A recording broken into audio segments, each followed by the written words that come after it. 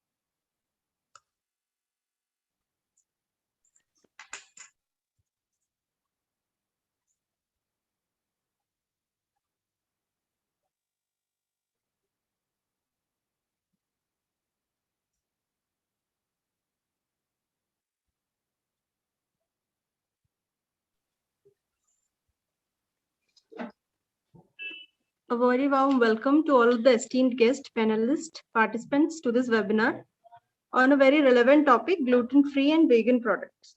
Organized by Women Indian Chamber of Commerce and Industry, National Food and Nutrition Council in collaboration with National Institute of Food Technology, Entrepreneurship and Management, Kanti Lab Services Private Limited, and World Book of Records, London. I would like now to invite Ms. Shikha Sharma, National President, Food and Nutrition Council, WICI, to welcome our chief guest. Thank you so much, Pragya. A very good evening to all. We've been organizing a series of webinars emphasizing the importance of optimum nutrition for the creation of healthier and fit society. But COVID-19 has humbled us. These days, we are talking more about health, immunity, antibodies, and hygiene. We are talking about health like never before. Even this session on gluten-free and vegan products is a result of health consciousness. Many people don't know much about gluten-free food, whether it is healthier than other foods or who needs it. As I understand, it is suitable only for those with specific health conditions like gluten intolerance. But for people who have no such health conditions, gluten-free food will do more harm than good. This is because it is not wholesome. Gluten-free or vegan food, our ultimate objective is to get optimum nutrition for overall health. So this session, I hope, will create greater awareness about gluten-free and vegan food. I'm sure it will also help us understand the ill effects of malnutrition. We have experts here who will explain better. Our chief guest, Dr. Daniel Balaban, Director of United Nations World Food Programme, Brazil, is one such person. Welcome, sir, and thank you for joining us. Other distinguished guests include Dr. C. Vasudevappa, NIFTEM Vice Chancellor, Dr. Yella Reddy S., Chief Technical Officer, Kanti Lab Services Private Limited. Welcome, sirs. And thank you for joining us. And of course, we have with us our guest speaker, Dr. Komal Chauhan, Food Science and Technology, Head of the Department, NIFTEM, Haryana. Welcome, Dr. Chauhan, and thank you for joining with us for today's session and enlightening us on this very valid topic. I once again welcome our distinguished guest, Sri Santosh Shukla ji, World Book of Records, London, Director, and Mrs. Shalini Kaushik, Director, Kanti Lab Services Private Limited. Our Vice President of WICI Food and Nutrition Council, Radha Kohli ji. Thank you very much for joining with us. And participants, of course, because you make our session viable. And on behalf of Women Indian Chamber of Commerce and Industry Food and Nutrition Council, I welcome you all today. Like everyone else, I'm also eager to learn more about gluten-free and vegan food, basically because I love learning and also because I represent the food industry in my individual capacity as an entrepreneur. Thank you all, and waiting to listening from all the eminent guests and getting enlightened. Thank you so much for joining with us. I would now like to introduce Dr. Daniel Balaban, an economist, graduated from Unisonos RS, MBA in Finance from IBM EC, specialist in public budget from Getúlio Vargas Foundation, and Master in International Relations from University of Brazil. Since August 2011, he has been director of the Center of Excellence Against Hunger and representative of the United Nations World Food Programme in Brazil.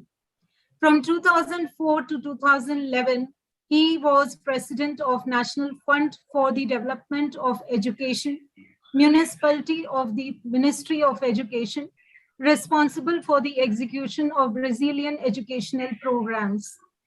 He also acted in the creation and organization of the Council for Economic and Social Development of the Presidency of the Republic in 2003, Auditor of Finance and Control of the National Treasury, where he exercised his functions from 1995 to 2002. He is a member of the board of the Global Child Nutrition Foundation. He is currently working as director at United Nations World Food Program, Brazil. We welcome you wholeheartedly, sir. Thank you so much for joining with us. In fact, he has sent his message due to the time difference. He was unable to join with us at this time. So I would like my IT team to kindly play the message which he has sent across for us. Thank you so much.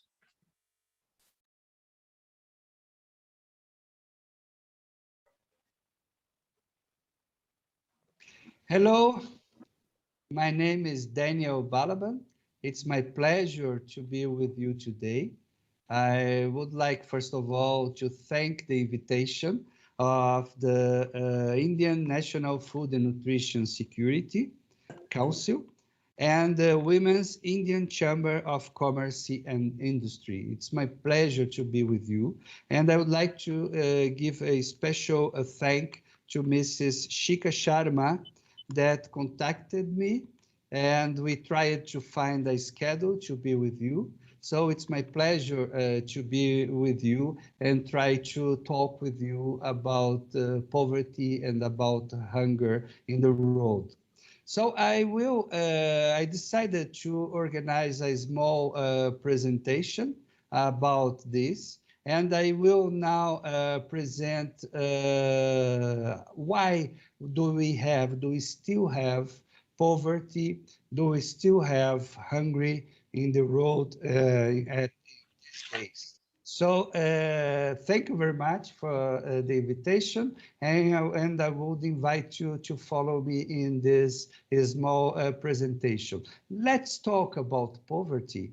So it's important to understand the concept of poverty. What is poverty at all? So poverty is the situation of those who do not have the basic conditions to guarantee their survival with quality of life and dignity. So people that cannot afford, cannot buy food, people cannot buy what they need to survive. This is the concept of poverty. So poverty can be characterized by encompassing different aspects of individual's life. Essentially, when you have lack of essential goods and services for food, clothing, healthcare, housing. So this is the concept of poverty. And World Bank created this concept of poverty line to see how many people are considered poor in the world. So World Bank decided to create this poverty line. Poverty line or international poverty line is the monetary limit created to designate when an individual is living in poverty. So if people do not have the conditions to make this little money per day, they are considered poverty. But what are the levels? So $1.90 per day for high-income countries, okay? $3.20 per day for lower middle income countries, and $5.50 per day for upper middle income countries. So it's important to understand this concept to see how many people are under this poverty line in our countries. As you know, I live in Brazil. Brazil has very similar problems like India. And we know how to fix these problems, how to solve these problems. So let's talk right now, about the causes of poverty. There are several reasons that can lead to growth and worsening of poverty in a region. So the first one is economic. Of course, socially unfair, inadequate tax systems like in Brazil. We have social cultural discrimination. We have historical causes like colonialism and the existence of an authoritarian past like India you had in the past, like Brazil also. We have natural problems like natural disasters, diseases. I could mention Haiti here in Central America. They have, I believe that Haiti has all the causes of poverty: economic, historical, natural, and political legal. So political legal: existence of corruption, malfunction, or non-existence of democratic system, like problems of conflicts and wars. So everything, all these causes, they lead to a situation of poverty and hungry in a country. And the consequences of poverty are hungry, low life expectancy, illnesses, lack of employment opportunity, lack of sanitation and drinking water, political instability, violence, social discrimination, social cost. So everything of bad are the consequences of poverty. So some numbers now, right now, I will show you about the situation of poverty in the road. So World Bank, they made this estimation in 2018, 3 years ago. Nowadays, I believe that the situation is really worse than it was 3 years ago. It's 3 years ago, as you know, it's before the pandemic. So before the pandemic, we had in the road 656 million people living with less than $1.90 a day. So it's terrible. And the great permanence of poverty in the world is in sub-Saharan Africa. Asia, of course, your region, is the second with 121 million people living with less than $1.90 a day.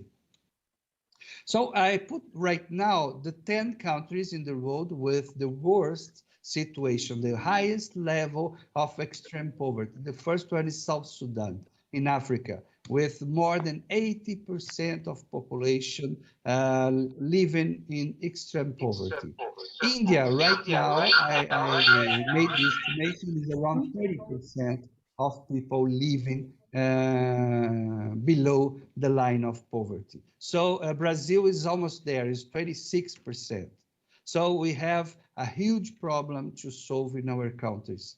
And it's important to say that the extreme poverty fell from the 18th century, okay, to our 2050. So during these years, as you can see in this graphic, okay, in 1820, almost all the population used to live below the line of poverty. Everybody was considered poverty at that time. We used to have around 1 billion inhabitants at that time. Right now, in 2015, well, you can see the green, the most part of the population of the world is not anymore living in extreme poverty. So it's good for the world. We achieved this goal. But what happened after 2015 that the world stopped, okay, to increase the people that live uh, uh, uh, uh, with more than $1.90 a day? What happened? Um, you can see in this graphic, okay, three countries. In red is the road, okay. This is the line of poverty, okay, decreasing. The most bold is China. You can see China, okay, and India. This is your country, India, okay. Right now, China has less people living in extreme poverty than India. Okay, so it's important to see this graphic. Okay, so between 1990 and 2015, so it's 25 years, the number dropped from 1.9 billion to 735 million people living below the line of poverty. So fell 36%, okay, to 10% in the same period. So 36% was the population living below the line of poverty in the world in 1990, and in 2015 it was 10%. So it was a great achievement for the road to decrease the number of people in extreme poverty. So I would like to say that the main cause of extreme poverty is social inequalities. Brazil is a very unequal country. I believe that China is also a very unequal country. So in the road, it's important for you to know 300 people, just 300 people, okay? They have the same wealth as 3 billion people. So it's something unbelievable. We have in the road 2,153 billionaires. This is the number that Forbes and Oxfam put, 2,153 billionaires. People that have wealth more than $1 billion. So they are considered billionaires in dollars. Okay, so we have 2,153 billionaires in the road. So these people, these 2,153 billionaires, they have a wealth greater than 4.6 ಒಂದು link ಕಳ್ಸಿದೀನಿ ಎಲ್ರಿಗೂ billion ಸ್ವಲ್ಪ ಹಂಗೆ on ಮಾಡಿ people, ಇಡಕ್ಕೆ ಸ್ವಲ್ಪ ಹಂಗೆ almost ಒಂದು link ಕಳ್ಸಿದೀನಿ 10% of the ಎಲ್ಲಿ globe. ಸ್ವಲ್ಪ ಜೂಮ್ ಮೀಟಿಂಗ್ ಒಂದು ಆನ್ ಮಾಡಿಬಿಡಿ ಸ್ವಲ್ಪ It's something that it's ನಮ್ಮ not sustainable. It's not sustainable. So this graphic showed that the 62 people, the richer people in the road, they have more wealth than the 50% in poverty in the world. So 50, just 62 people you can see in this graphic, and it's increasing the wealth of the rich people, and it's decreasing the wealth of poor people. So something is really wrong in the planet. It's important to say, okay? We don't want that the rich people become poor because they will never become poor. What I'm saying is that this is the moment for the rich people, the billionaires in the road, to contribute more, okay, to solve this problem. And it's a shame, at least for me, it's a shame to live in a road where we have more than 800 million people without anything to eat. So it's a shame. We are in the third millennium, the year 2021. We achieved so many things, but we still have so many people dying of hunger in the road. So it's not possible to continue like that. So how the road achieved these numbers, decreasing the poverty? It's important to say that in 2000, United Nations, jointly with all the countries, created the Millennium Development Goals. So it was the first attempt to achieve goals for the countries.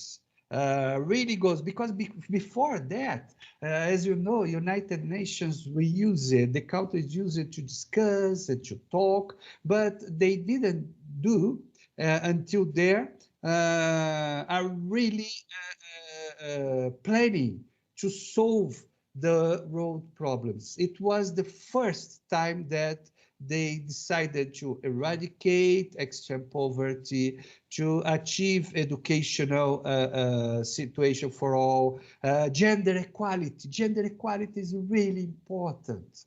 Without gender equality, we cannot achieve our goals. We need to start with gender equality.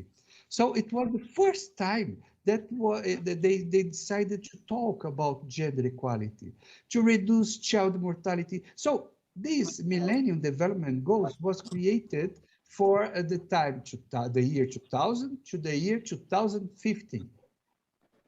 And all the countries, they achieved very good results, very good results. That's why they decided to create the 2030 agenda, the Sustainable Development Goals, after 2015, when the Millennium Development Goals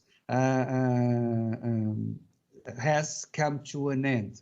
So they decided the 1,093 UN member countries, they decided to approve the Millennium Development Goals. It's important to say that the Millennium Development Goals and the Sustainable Development Goals, they are goals accorded by the countries to organize the 17 SDGs, Sustainable Development Goals, around 7 million people in all planets participated in some way. 7 million people, civil society, universities, private sector, everybody worked together to think the road, how would be the road, the best road in the year 2030. So these 17 sustainable development goals, they achieve almost everything that we need to have a better road in the year 2030. So poverty, hungry, climate, the first time that we started to talk about climate, about water, clean water, about our oceans. So everything is under these 17 development goals. And you can see, okay, from MDGs, from the Millennium Development Goals, to the SDGs, we have a continuity and a change. So we always say dignity and poverty and fight inequality. We need to focus on people. People is the best that we have in the planet. If we don't take care of our friends, of our neighbors, okay, we don't have dignity in our life. So we need to take care of our people. So ensure healthy lives, okay, everything, inclusion of women and children. We need to take care of our planet. It's the only planet that we have. We know that a lot of billionaires, they are trying to find other planets to live. They won't do that because it's in this planet that we need to take care, we need to continue our life. The planet will continue. I would like to be in this planet working to my children, to my grand children, to continue living in this planet. So we need to take care of our planet. To do that, we need partnerships. Okay, we need catalyze global solidarity for sustainable development. Like in this pandemic, the world come together to find a vaccine, to take care of people. So everybody is working together, and we need to continue working together to save our planet and to live better in this world. And for that, we need social justice. Okay, we need to promote safe and peaceful societies. Okay, and strong, for that we need strong institutions. We need to end hunger and wars. So it's something stupid, really stupid, to continue to having wars. In my mind, it's impossible. It's very difficult to understand why we continue to deciding, okay, with bombs, our disagreements. We need to sit at a table and discuss. Everybody has disagreements, everybody has misunderstanding, but we need to sit in a table and talk to solve our problems and to find ways of a common path. So it's important for us to end any kind of war in our planet. And of course, prosperity. We will grow a strong, inclusive, and transformative economy. An economy that don't leave no one behind, that is inclusive, that everybody is in this economy. So we need to have sustainable development in all countries in the world. This is our message. So what to do right now? Let's talk about what to do to end poverty. I believe that one important thing is to create efficient food systems. We produce enough food in the world to feed all the population. We have food for everyone. Okay. When people say, "Oh no, we have more people, we don't have food," no, we have food. The problem is that just for you to know, okay, we waste more than 1 billion tons of food every year. I will repeat, we waste 1 billion tons of food every year. This 1 billion tons of food would be enough to feed all the hungry people in the planet. But we lose this. We waste this. We put this food in the trash. So it's something unbelievable. And we need to change this. Okay? So how to change this? We need to create efficient food systems. Why to focus in agri-food systems? Because the road, it's important to say, the road is not on track to meet food security and nutrition goals to the year 2030. More than 3 billion people cannot afford the price of a healthy diet. As I mentioned, but the people in the planet, they don't have money to purchase the food. So the problem is economic. The problem is not that we don't have food. We have food, but the people cannot afford. They cannot purchase the food. 811 billion people suffer from chronic hunger, an increase of nearly 180 million in 5 years. So, to decrease, and we increase the number of hungry people in the world. Nowadays, we have 31% of children under the age of 5, they are stunted. 47 million are debilitated, and 38% are overweight because they don't eat health food. We change this picture. And more than 2 billion people suffer from overweight and obesity. So you can imagine, we have so many people with nothing to eat, 2 billion people, they are overweight and obesity because of the trash food they eat. It's not healthy food. And as you know, the trash food, okay, fast food, trash food, these things, they are, the price is low than the health food. So the people decide to eat these trashes that are in the supermarkets, and it's easy for them. So that's why we have so many overweight and obesity, because this food is full of sugar, is full of oils, it's full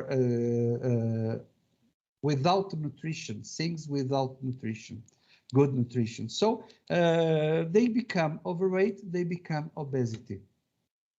So a healthy diet is 5 times more expensive than a diet sufficient in energy or calorie, and 60% more expensive than a diet sufficient in nutrients. So it's important to change this, okay, this picture. And how we change this? Organizing the agri-food systems. So they are by far the largest economic system in the world, measured in terms of employment, livelihoods, and planetary impact. They are good for the impact in our environment. So worldwide, 1 billion people, 1 billion people, okay, they are employed in the production, harvesting, services, processing, and distribution of agri-food systems. Another 3.5 billion earn their living through them. So it's important to understand that poverty and inequality, they are endemic in our food systems. And more than 80% of the poor live in rural areas. And of these, 75% earn part of their living with agri-food systems. That's why we need to focus in agri-food systems. So this picture is to show the production of agri-food systems right now in the road. So it's a lot of jobs, more than 1 billion jobs, okay, and more than 3 billion livelihoods involved.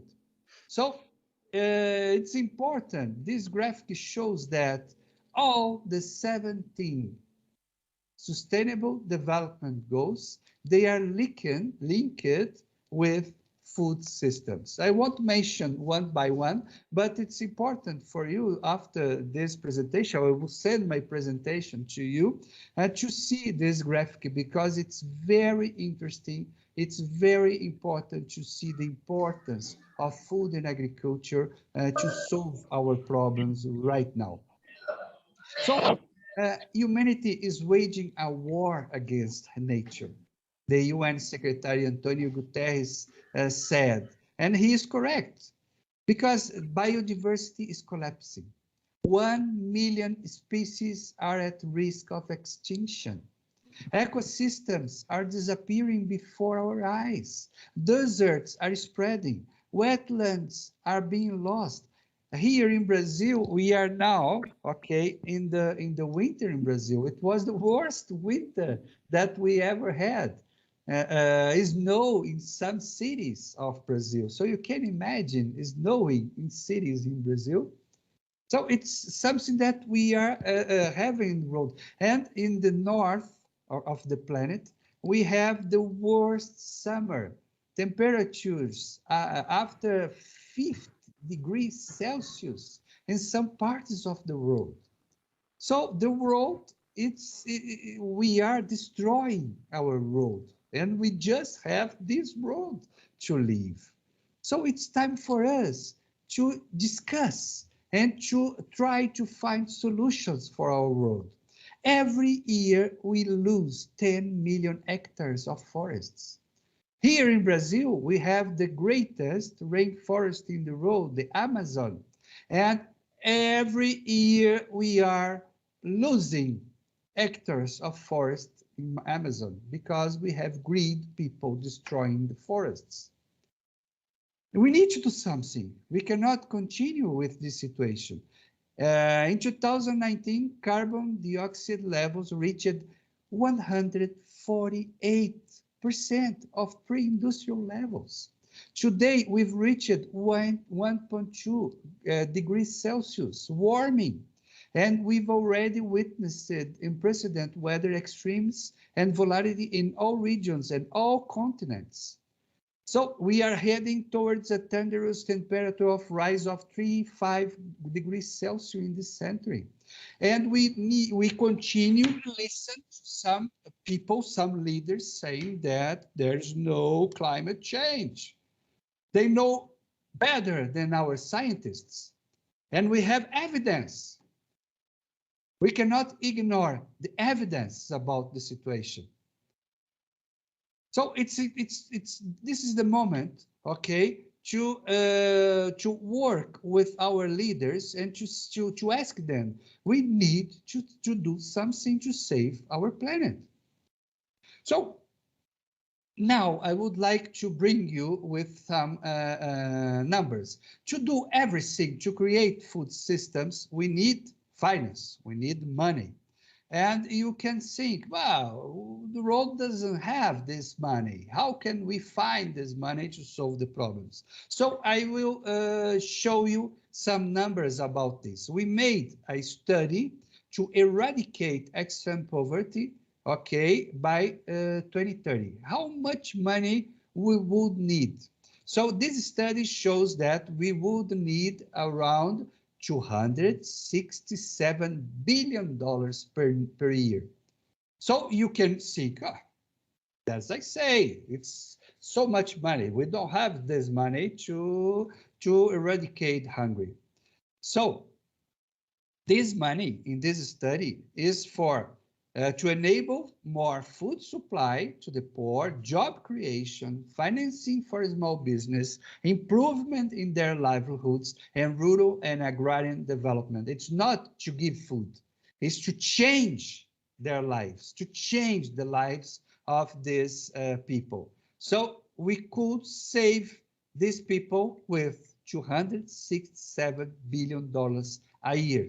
Oh, it's much money. It's much money. Okay, I will show you right now. The world GDP is around 75 trillion dollars a year. Okay, the world expands almost $2 trillion in military expenditures to create new bombs, to kill people, to military, to guns. 2 trillion. We have money to waste $2 trillion a year in military, but we don't have enough money to save people from hunger and poverty. This is a matter of choice. We choose this. We prefer to kill people than save people. The numbers, okay? Just US, they expend almost $800 billion a year. So to end hunger and extreme poverty, it's around 3.5% of world GDP. And if we decided to say to the great military expenditure, the country say, okay, this year you will use just 85, 86, 87% of your military expenditures. Give us the others 10, 13% to save people. And when we decrease poverty, what's the after decreasing poverty, what happens? We raise peace because there's a linkage between poverty, extreme poverty, and war and conflict. It's simple to understand. People that are living in poverty, okay, they are more sensitive for conflicts and war. And all the regions in the country where we have extreme poverty, they have conflicts, they have war. When we end poverty, when we end hunger, we will end wars, and we will not need anymore so many military expenditures in the world. We need to learn how to live in peace. That's why I love your Mahatma Gandhi, because he won a war without any demonstration of war, just in peace, just stay in peace.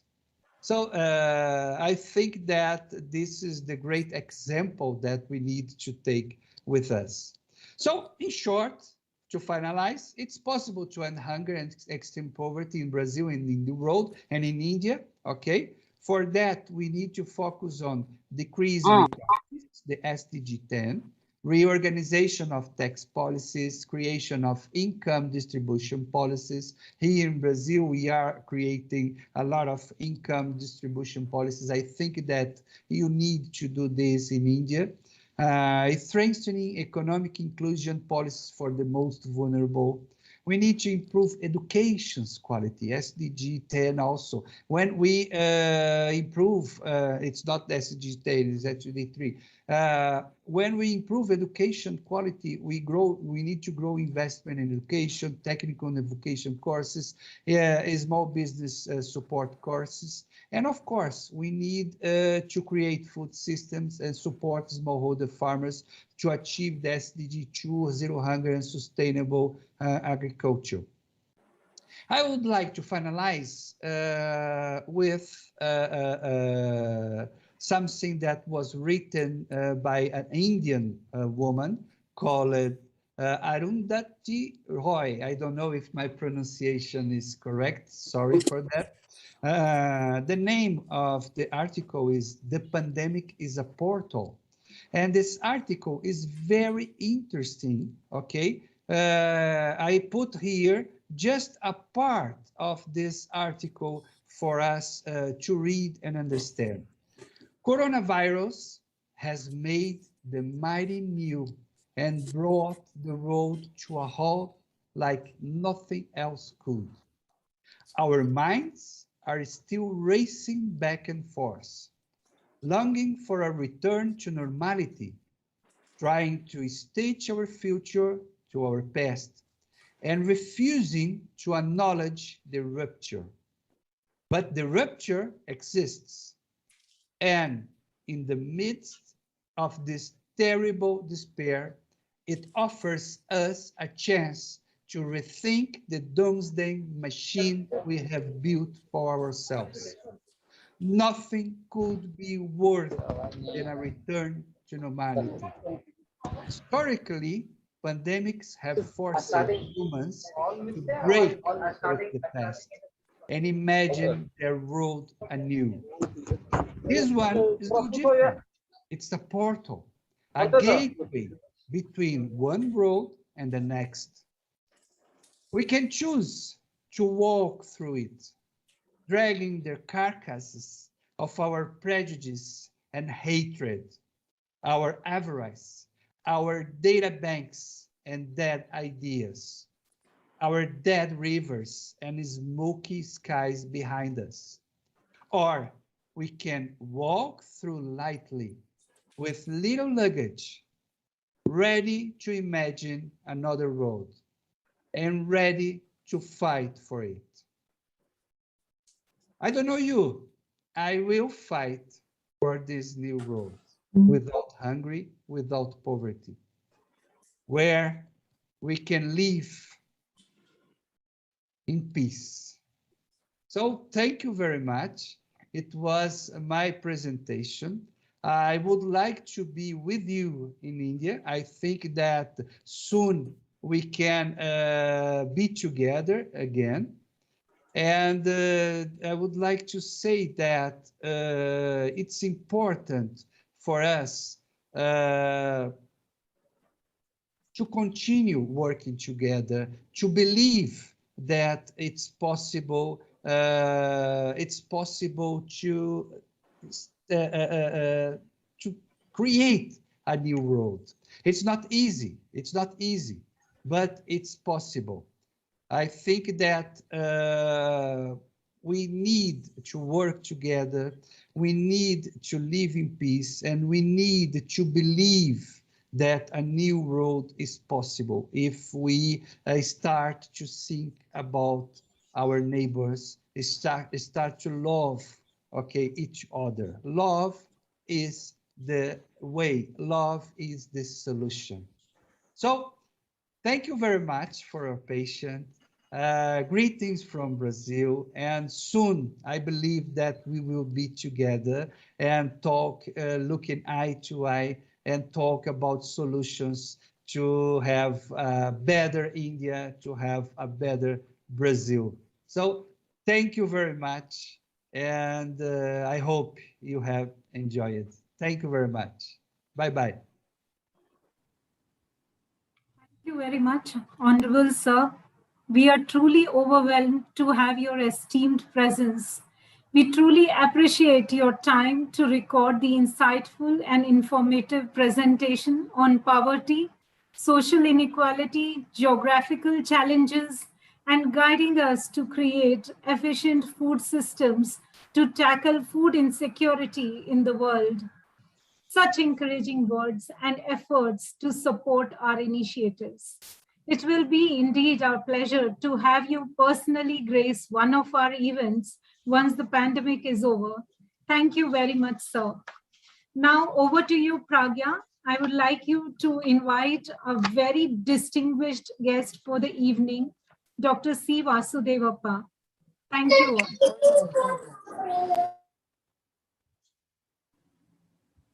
Thank you, ma'am. It's my privilege to invite our honorable guest, Dr. C. Vasudevappa, Vice Chancellor, NIFTIM, to give his inaugural speech.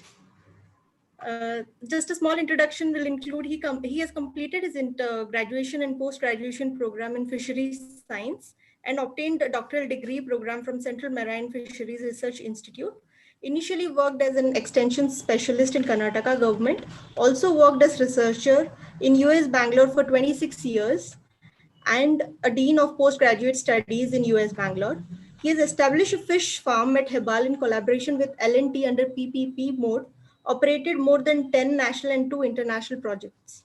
Worked as Senior Executive Director and Chief Executive of NFDB Hyderabad of India for 5 years. Has been awarded with the most prestigious Karnataka Rajyotsava Award 2020 for Science and Technology, received Young Scientist Award and Best Extension Worker Award in 1987. He has also served as the first Vice Chancellor 2014 and 17, University of Agriculture and Horticulture Science, Shimoga, Karnataka. Over to you, sir. Would like to have some words from your side. Thank you. Am I audible? Is it okay? Yes, sir. Yeah, fine. So thank you very much, and especially thanks to Daniel for a very informative talk. And it was really nice to listen to him, and with a lot of, I would say, information and statistics. It's great. Thank you, Ms. Shika Sharma, for inviting me for this program. Thank you very much. And of course, my colleague, Dr. Komal Chavan, she's there, and also Mr. Dr. Ella Reddy. So thanks all of you, and I welcome all the delegates for this very good, I would say, webinar. I'll be talking about the vegan and gluten-free products or the foods, which are, I would say, the latest additions to our regular diet. I know, not latest, but I would say very important things.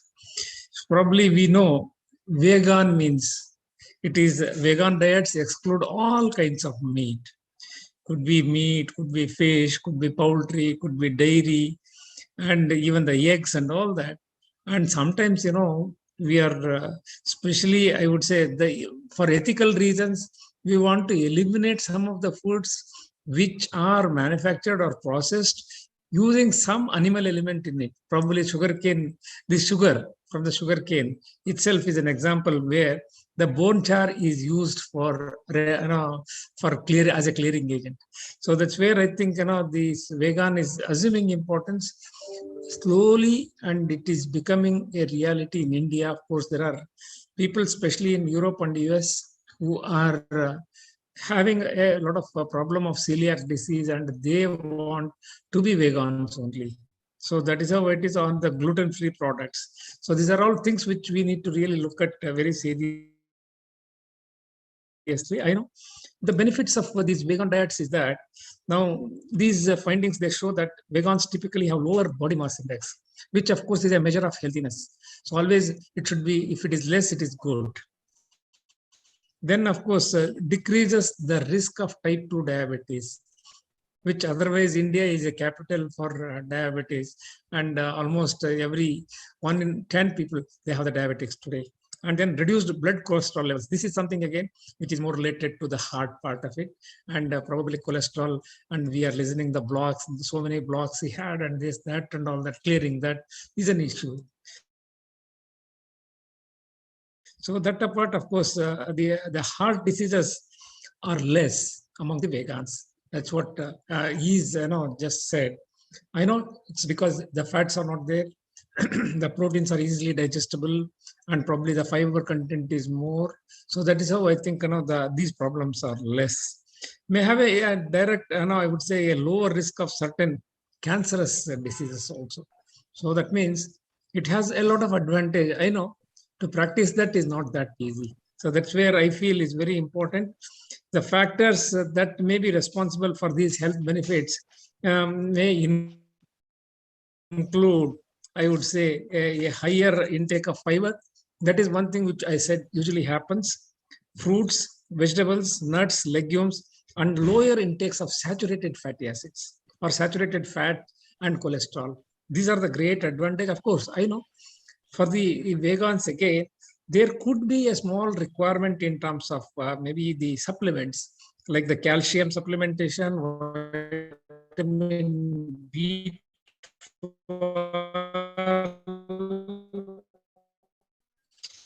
omega-3 fatty acids and vitamin, reduce that. In the process of that, probably these are the challenges which we have. We know that there are especially high soybean has anti-nutritional factor. Likewise, many other vegetarian, I would say the plant-based foods have the anti-nutritional factors. Of course, coming to the calcium and plants from plants, especially if you look at here, theoretically, I know vegans could meet the biological requirement for calcium with a lower total calcium intake if most of it comes from these highly bioavailable sources.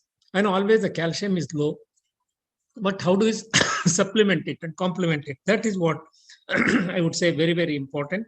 Probably almonds, soybeans, hemp seeds, cashews, and rice are also becoming very, very important, which have the fortification value in terms of the supplements, and that would really help us to improve the quality of the nutrition.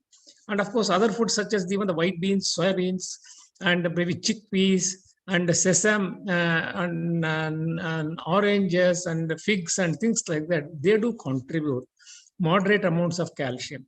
That means it is not that calcium is not available, but we need to find a better source. For example, egg is a wonderful source of calcium, which are a good source can incorporate it in the balanced diet. Of course, protein is something which is very, very important. I know protein, of course, humans require 9 essential amino acids, which in adequate quantity so that they can synthesize the non-essential amino acids in the body. That means quality protein is very, very important, which has these 9 essential amino acids. Of course, the grains and legumes, vegetables, nuts, and seeds provide all essential amino acids. This need to be taken in the proportion, and identifying some of the foods is lacking in plant proteins. So how do we supplement it? Maybe flaxseed is a good example for unsaturated fatty acids. Like that, I think we need to really look at and bring in these supplements. Of course, the second issue is that protein needs maybe approximately, say, about 10% higher for the vegans than for those who are omnivores, who eat both animal and plant-based foods. So, for example, for this plant, those people who are vegans, maybe this translates to about 0.9 gram of protein per kg body weight, whereas for that is required. That means these are all the things which we need to really take care. And other elements like maybe the iron and zinc absorption. This is again a very important task. Probably, I think this is where the supplementation is an answer. Of course, legumes, whole and enriched grains, and some vegetables and dried fruits are especially rich in iron. Vegan diets often are higher in iron than omnivore diets, and are frequently higher in iron than lacto-ovo vegetarian diets, since dairy foods are poor source of this nutrient. That means the iron is not an issue if we are taking the vegetarian or the vegan foods. So especially for, I would say, zinc absorption, of course, the best sources of zinc in vegan diets are legumes again. Legumes, nuts, and seeds.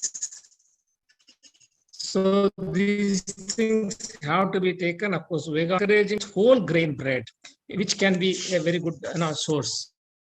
And of course, toasting nuts and of course the seeds. This will improve the absorption of zinc. This especially in the legumes and the grains. I think these are things. Even sprouting is a good example where I would say the zinc absorption can be much better and easier also. And coming to the dietary fats again, this is again vegan diet specifically and typically are somewhat lower in total fat. This is what is well known than diets containing animal products. Always it is the case, and I told already, especially significantly lower in saturated fat. This is very good for the people who take these vegan foods.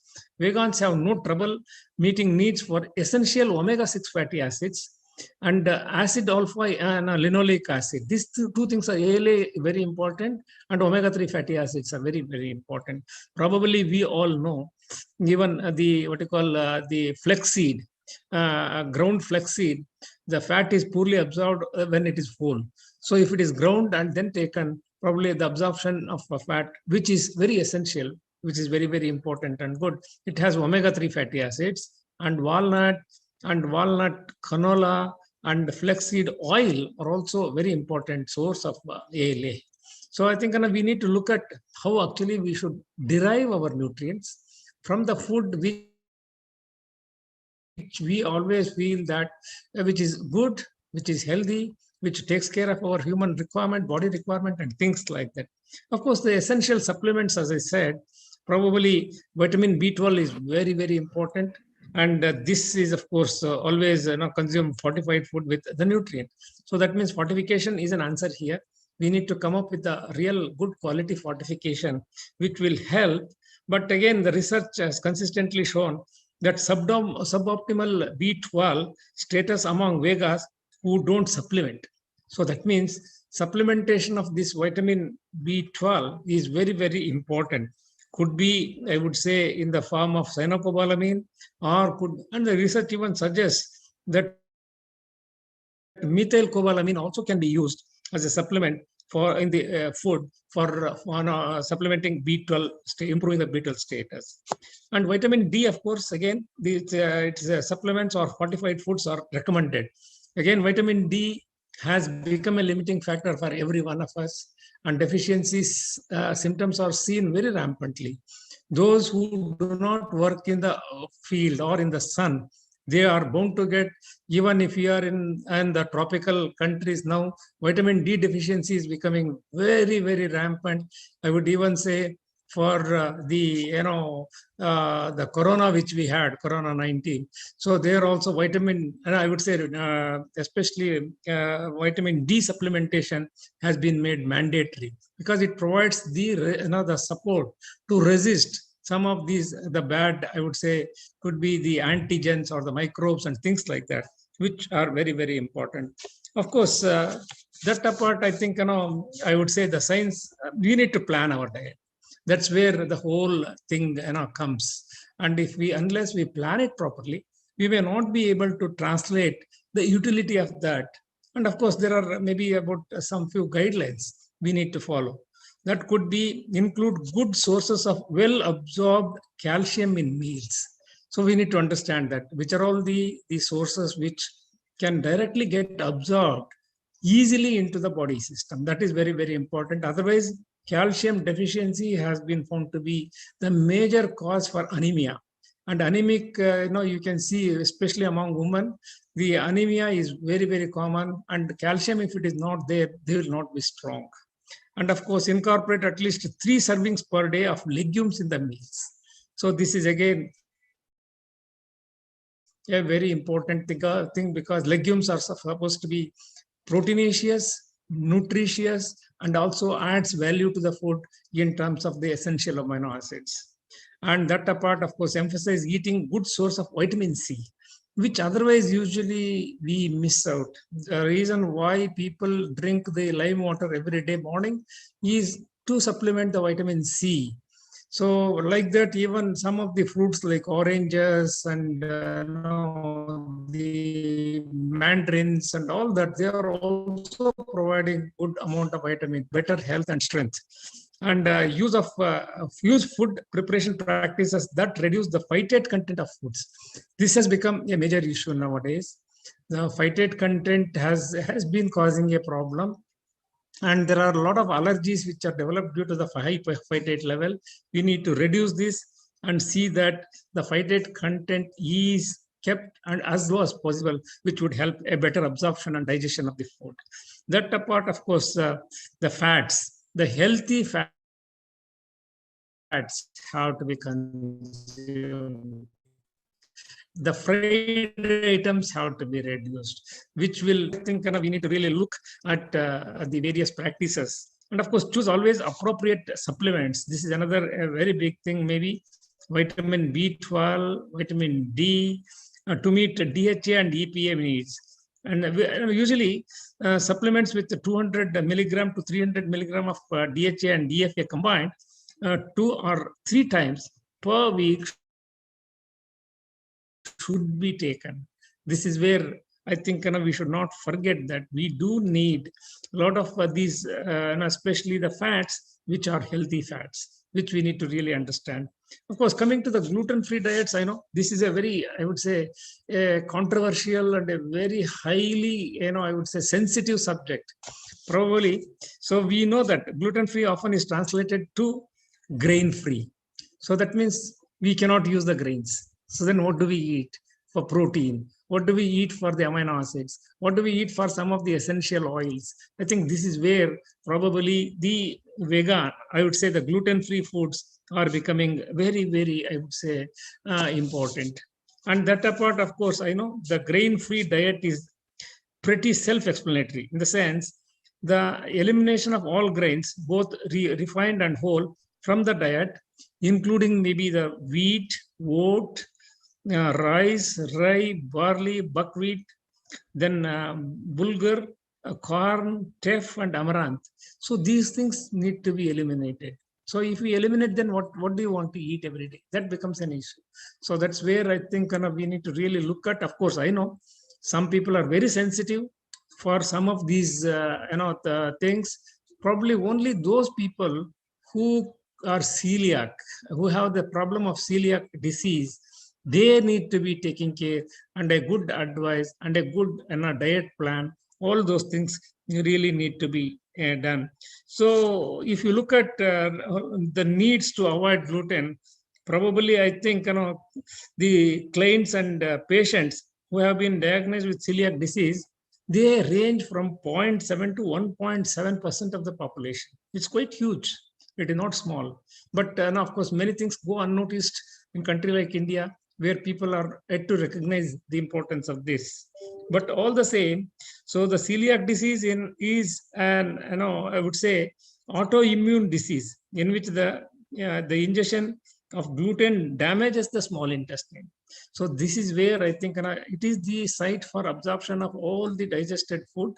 Probably that if it doesn't happen, the body doesn't get the nutrition, the body doesn't get the energy, the body doesn't grow because the building blocks are lost. So that is where I think we need to be very, very careful. Of course, there is also another condition called non-celiac gluten sensitivity.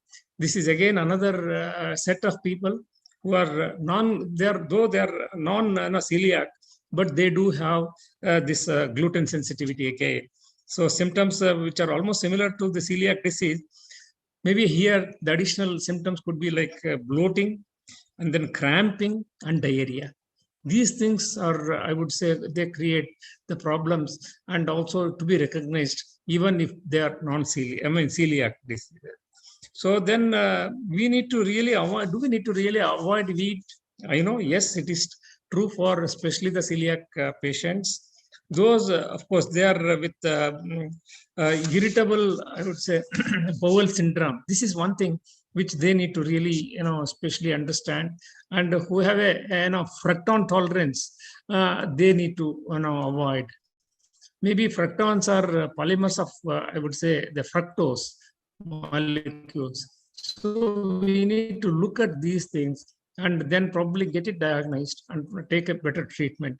So the needs to avoid all grains sometimes may not really work even for celiac patients. But the research is going on as to decide which are to be taken, which are not to be taken, and how they should be taken, what whether sprouting can help or roasting can help to reduce some of these, the anti, I would say the gluten factors and things like that.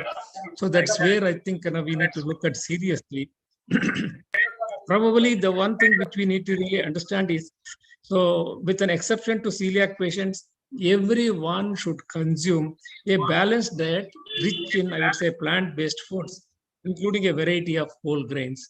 This becomes very, very, this is what is the thing which always we should understand. That's why I said gluten-free. In the name of that, we cannot have a food which is almost 100% grain-free.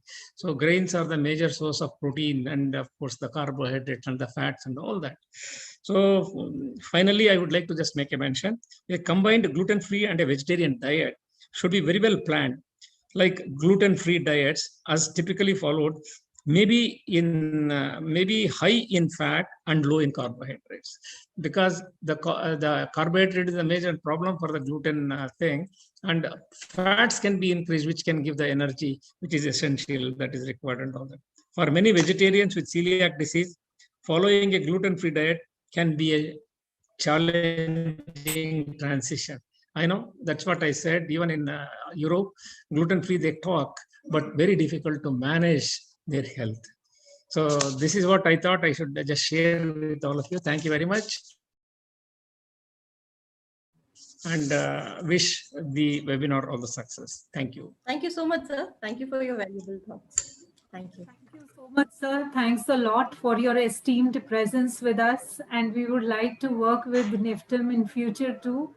And I was also overwhelmed to know that you have Bangalore Connect. And since we are located in Bangalore, it is even more a pleasure to have you with us today. Thank you so much on behalf of all the Food and Nutrition Council and Kanti Lab Services World Book of Records. We wholeheartedly thank you for accepting our invite. Thank you, sir.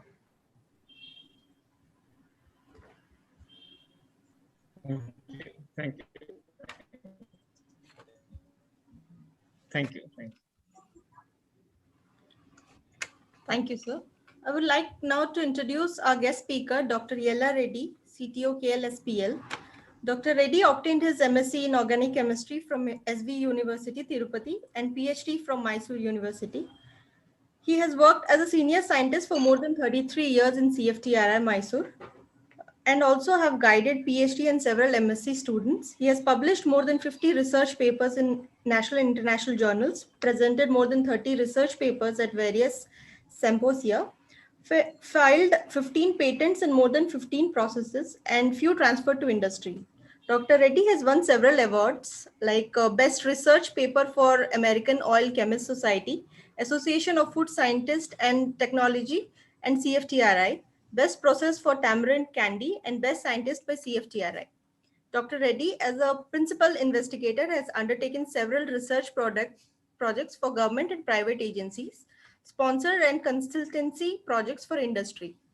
Currently, he is working as a technical consultant at Kanti Sweets and Kanti Lab Services Private Limited. Over to you, sir. Thank you, Mrs. Pragna, for a nice introduction. Good afternoon, everybody. In fact, it is a great honor to me for inviting to talk about something on this, our Kanti Lab Services and Kanti Sweets. So at the outset, I would like to thank Mrs. Shikha Sharma, National President of Food and Nutrition Council, Vicky, and also Vice President Radha Kohli for giving me the opportunity to share some of my thoughts on this Kanti Sweets and Kanti Lab Services. And as you know, this Kanti Sweets, which started in way back 1957. So with a small one outlet at Bangalore, now has grown up to a very large manufacturing unit with over 80 outlets distributed all over the Bangalore. So here, all the manufacturing units uses the modern machinery and prepares or manufactures a wide range of traditional sweets, namkeens, snacks, and savories. And also one recent unit started in manufacturing the various types of bakery products. So it has more than 3 manufacturing units distributed in the Bangalore. So this Mr. Shailendra Sharma, Director of the Kanti Sweets, looking after overall quality implementation of all the manufacturing units and monitoring even all outlets in Bangalore city. So taking care of the hygienic practices and the manufacturing process according to the latest FSSAI standard, and because it is the ISO 9000 and also the 22,000 certified organization. So in all the units and also in the outlets, the strict hygienic as well as the safety measures are being taken to take care of the safety of the consumers and including the COVID-19 protocols. So it has got the Kanti Sweets won many awards, a few of which include World Book of Records for manufacturing the largest Kaju Katli as well as the largest vegetable puff in the bakery. It has also won 13th DL Shaw Quality Award 2020 Gold category and many more. So coming to the Kanti labs, which started way back in 2013 as a small testing lab at Bangalore, now has grown up to a full-fledged laboratory for testing all sorts of food products, both chemical and microbiological of the raw materials and finished products. So now it has been recently separated as a separate entity in August 2020 as Kanti Lab Services Private Limited. So getting upgraded towards NABL certification. This all the credit should go to Mrs. Shikha Sharma, who is the director of this Kanti Lab Services, who is the main architect and instrumental in bringing up the laboratory up to this level. So our vision is going to be fulfilled shortly because we are all set to go this lab into NABL certified laboratory to test all foods for their microbiological and chemical parameters.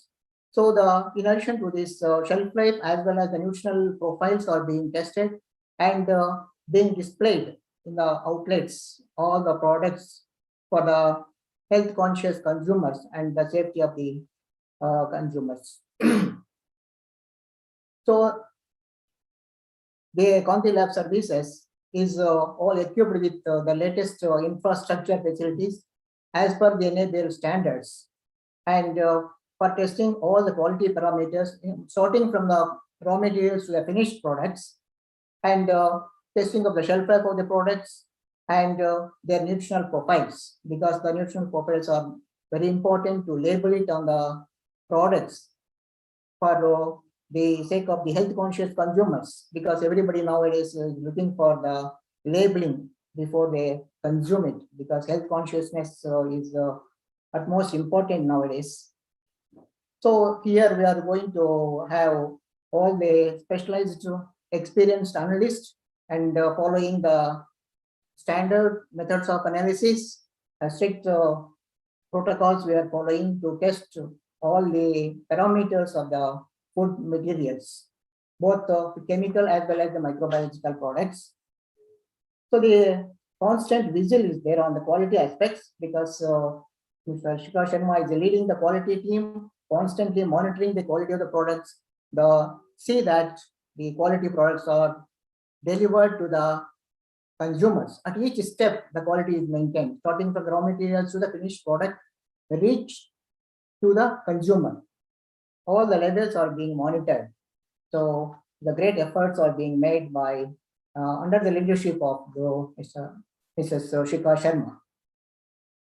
So in addition to the analytical parameters, that is chemical or microbiological, so Kanti Lab Services has got another wing of R&D, research and development, to work for the development of the novel products with added nutrition and health benefits. So in order to help the consumers to maintain their health, because as nowadays, the awareness on the healthy products are on the rise. So in this direction, we require the assistance of and collaboration of research institutions like NIFTEM. And few of the products that what we have introduced already in our products include sugar-free products, the sweets, sugar-free, spirulina chicky and spirulina nutberry laddu, methi sticks, Karela chips, and also we are using trans-free fats in all our bakery products, and brown bread, Nutri biscuits, etc. We are already making in our manufacturing units. So we are also planning to introduce, as already Dr.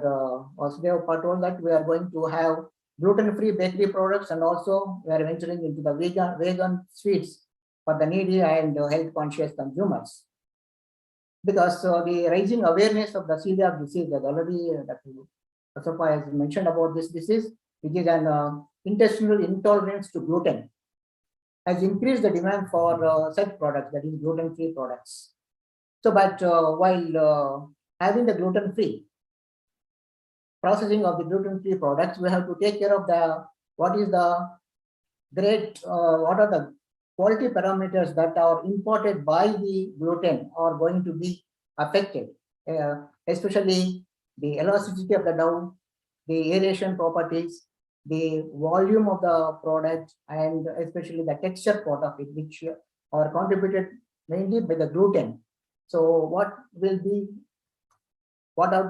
the effect of gluten-free substitutes on these characteristics? Because gluten-free consumer should be able to eat the products with the products having the similar properties, similar both sensorily and texturally. It should be similar to that of wheat flour based products. So for that, it is a great challenge to have the gluten-free substitutes which are similar in nature. That means similar characteristics or composition to have like gluten. So one substitute may not be sufficient for this purpose. So we may have to look for the combination of the gluten-free substitutes to have the properties similar to that of gluten. So the another category of the products, that is vegetarianism or veganism, are dramatically increasing in popularity. Plant-based lifestyle has potential to help our body to achieve its greatest state if done correctly. So especially in children who are sensitive to the lactose, that is the cow's milk, lactose intolerance, for such people, plant-based milk will be of a choice. So the plant-based milk or its products is going to help in this direction. So we look forward to take up these products with the help of and the cooperation of the NIFTEM. And as we are happy that Vice Chancellor of the NIFTEM, Dr. Vasudev already has mentioned about the gluten-free and vegan products. If they help us, and also the Dr. Komal Chauhan, we are going to hear much about these products from her. So with the help of this and cooperation of this NIFTEM National Institute, we are going to have these products in future so that the health of our consumers will be improved, and the needy consumers have their choice of the products in our outlets. So for this, for this occasion, so I would like to be thankful to Dr.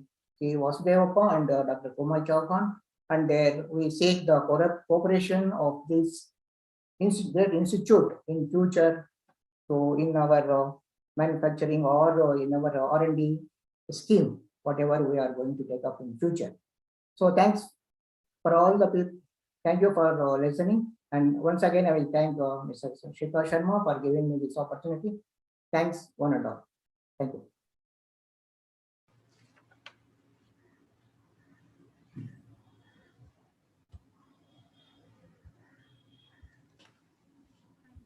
Thank you, sir.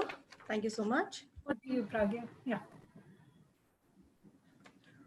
Now it's my privilege to invite our speaker, Dr. Komal Chauhan, Food Science and Technology, NIFTN. Dr. Chauhan did his doctorate from Food Science and Nutrition from Banasthali University, Rajasthan. She has been a scholarship student and a gold medalist as master level.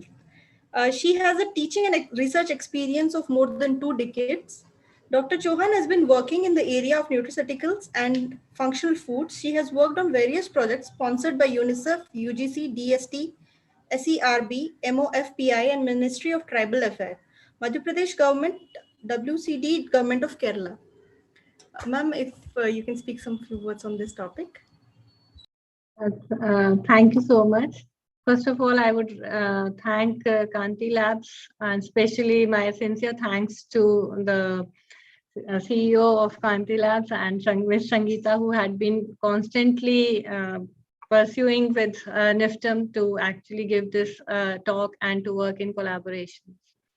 So coming on to the topic, I'll be talking on the gluten-free products and the vegan products. Are the slides visible? Am I audible? Yes, yes, yes, Dr. Komal. And the slides are also visible? Yes, very much. Yeah, thank you.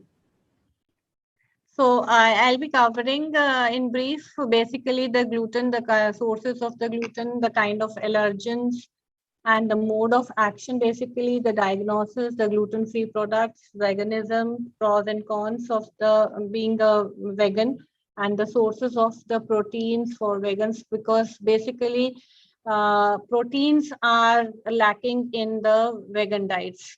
So that is a more serious issue. So I'll be concentrating more of the different sources of the proteins, and then the this basically the vegan products. So what is basically gluten? It is a protein that is generally found in the wheat and the other products also, like barley and rye. And whenever these two protein content or the two polypeptides, that is glutenin and gliadin, that combines together in presence of water, they forms a glue-like structure that is called as the gluten. So both these are naturally present in these products, but when they come in contact with water, they form a glue-like substance, and that is called as the gluten. Then the different sources of the gluten are the wheat, rye, barley, and the triticale. And the others are like the hidden sources are also there. The hidden sources include some of the cereals, potato chips, because what happens is the processing line would be the same. So some of the ingredients of these wheat or the rye or some percentage of the gluten may adhere to the pipelines, and they get access to these products. Even some of the meat substitutes, they also may have some contamination of the gluten. Then the Play-Doh, beer, since it is prepared from barley, and the malting process or the malt or the other syrups, they also contain a good amount of, in case they are contaminated, they may contain some amount of gluten. Then the soups, certain medicines are also containing gluten. Then salad dressings or the other condiments or the brewer's yeast, they are a very good, brewer's yeast contains a good source of gluten. Why do we call gluten as bad? Because we've been consuming wheat since ages. So how come this all of a sudden this wheat intolerance or gluten intolerance, or what we call these days celiac disease, has taken so much of prominence in our society, that more or less the cases of this gluten intolerance or celiac diseases are increasing day by day. So coming on why this has happened, because what had happened, when wheat revolution came, different hybrid varieties of wheat were tried. And these hybrid varieties, actually, when we started consuming them, they triggered the reaction, and they caused some kind of this immune response, which resulted into the autoimmune disorder that resulted into this particular disease or the celiac disease. Then we have gluten sensitivity. Gluten sensitivity is basically the person would not show the will show the symptoms of gluten intolerance, but will not be diagnosed as a celiac disease. Will not be suffering from the celiac disease. So similar kind of symptoms would be seen in the gluten sensitivity. Then irritable bowel syndrome, IBS, again the gut is very weak, and probably any kind of these allergen reactions or adverse food reactions that can result into the triggering or stimulating the action for this allergic diseases. Then wheat allergies and gluten intolerance. So what is basically a celiac disease? It is an autoimmune disorder that occurs in genetically predisposed people. So the major factor jo hai, for this celiac disease is genetically predisposition, then autoimmune response. So once there is a genetical familial history of the celiac disease, followed by this autoimmune response, environmental trigger is required, and some exposure to like gluten, like alcohol soluble fractions jo hai, then they lead to this manifestation of the disease. So what happens is, once this takes place, so celiac disease, what happens? There are microvilli in the intestines. Microvilli are finger-like projections, like what we have like fingers. So they are like finger-like projections, and these microvilli jo hain, they become flattened. So basically these microvilli are to increase the surface area of the intestines.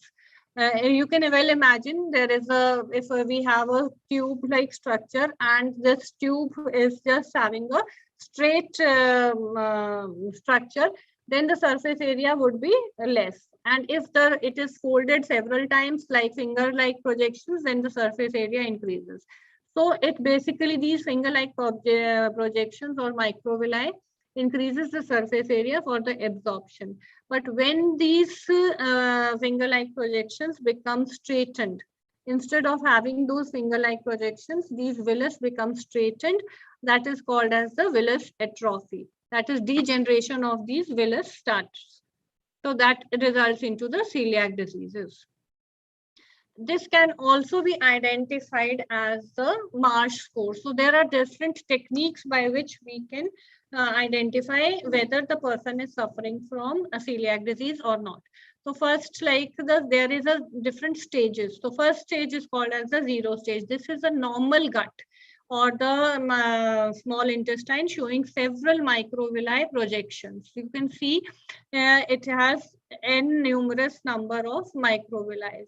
So this is a stage 0 that shows a normal adult gastrointestinal tract with numerous microvilli. Then this is a pre-infiltrative stage. Pre-infiltrative stage means that when the infiltration starts, what happens is several lymphocytes, that is a type of WBC cells, they start infiltrating into these or come near to this microvilli, showing that there is an inflammation. Then coming on to the second stage, Marsh stage 1 and 2 jo hai, usme what happens, the epithelial cells on the surface of the intestines show more lymphocytes in nature. Generally, lymphocytes are there to provide immunity to the body, but when the lymphocytes number increases, it shows completely there is some kind of infection or some metabolic problem by which the lymphocytes increases. So in both the stages 1 and 2, it clearly indicates that normally the number of lymphocytes that are present, so that increases to a much larger number. Coming on to the third stage, it is further divided into 3 stages. 3A, that is partial villus atrophy. So same in the same diagram, 3 stages can be seen. That is 3A, that intestinal villi are still there. Some of the intestinal villi would be there, but the size would decrease. They become smaller.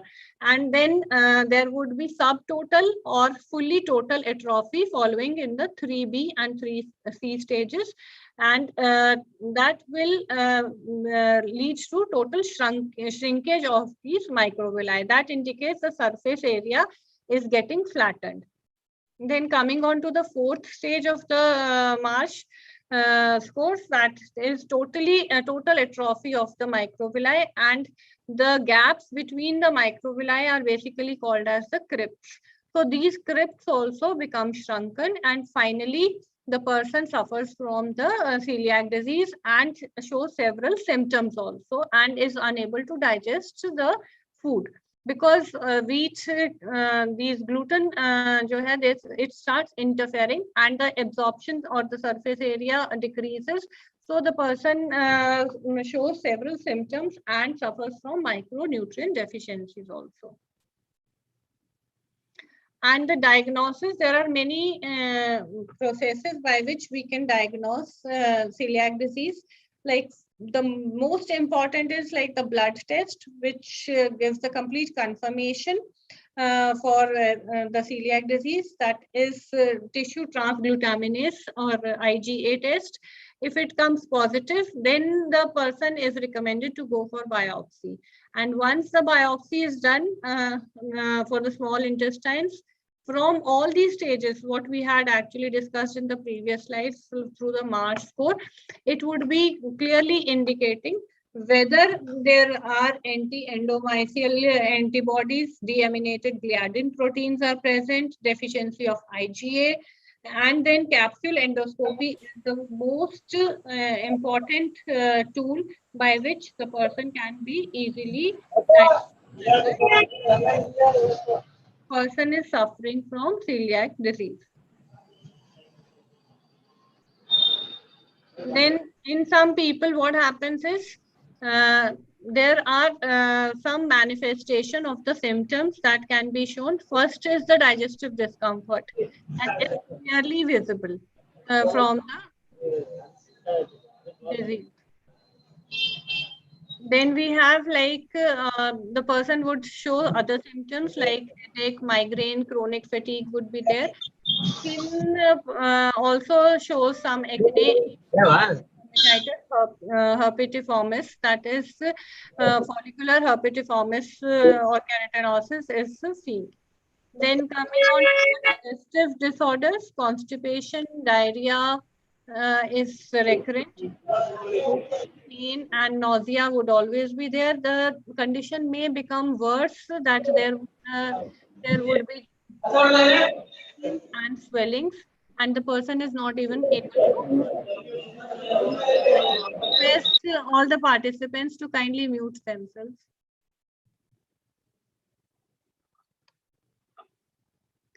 Then we have gluten sensitivity. So the people might show, this is a pre-stage for the celiac disease. In some persons, the people will not show the test positive for the celiac disease, but they show some similar kind of symptoms when they consume wheat or the wheat products. So it is also called as a non-celiac gluten sensitivity. And the symptoms include similar kind of symptoms are seen: diarrhea, stomach pain, tiredness, bloating, and even just because of recurrent episodes of these, the person may feel depressed also, and further it can affect the like the brain or the other motor skills also.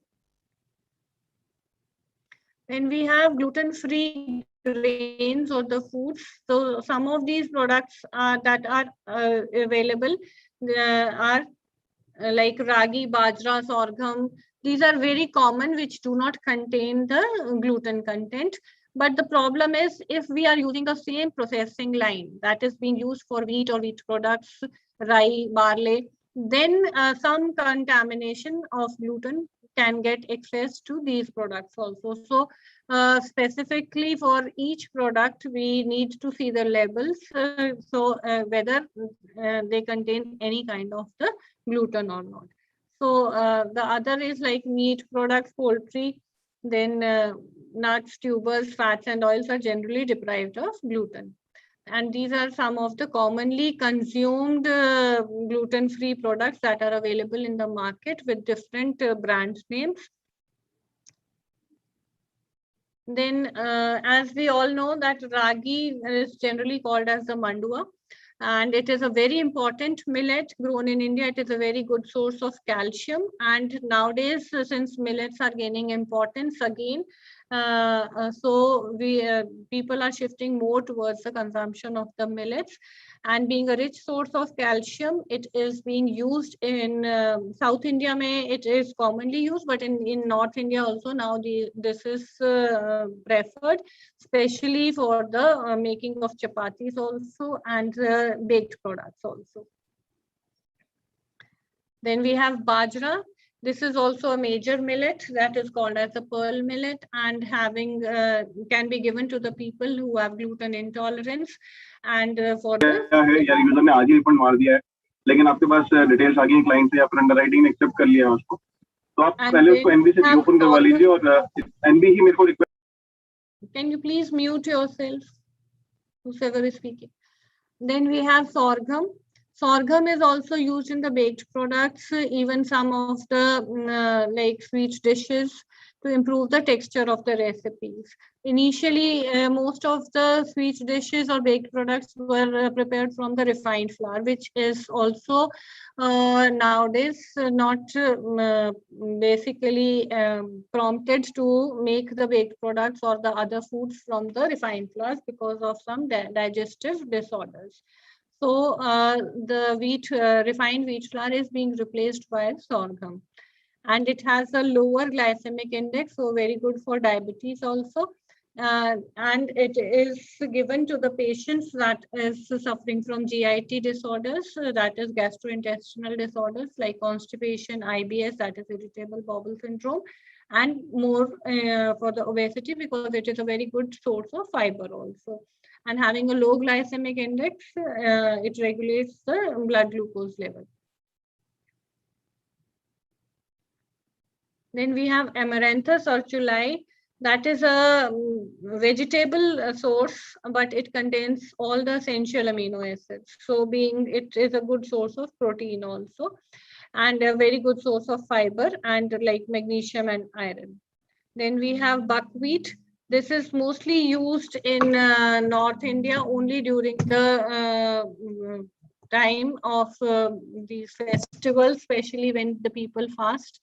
So at that time it is used. Otherwise, it is also used for making some like this flour is present, made, and it is being used or consumed by many people to make sweet dishes also, puris. Then we have rice. Rice is commonly used in both northern and the southern part, even the eastern and western part of India, and it is gluten-free. The only thing is it is generally not consumed by the diabetic people because of the myth that it raises the glycemic index, but it is just a myth, because wheat and rice both are having similar glycemic index. So we need to actually be aware why rice is to be consumed. Since it is a gluten-free product, it can be used, and it is being also produced, utilized these days for the production of several extruded products and even for the baked products also. Then we have corn. Corn is preferentially consumed in all the parts of India, especially north mein we prepare makki roti from the this corn flour. Then we have lentils. They are very good source of proteins, and they are cholesterol free because they have high fiber content and some B vitamins and minerals also. Then we have sago. Sago is also gluten free, and it is also used for making khichdis or some kind of sweets, laddus or snacks. And it is basically provides energy. So it is a very good source of carbohydrates and micronutrients, in which minerals and vitamins are there. Then we have Bengal gram, then again for iron, calcium and other minerals. It contains no fat and has the highest calcium content and also contains natural antioxidants. So the Bengal gram flour is also being used in several savory items as well as for the various dishes.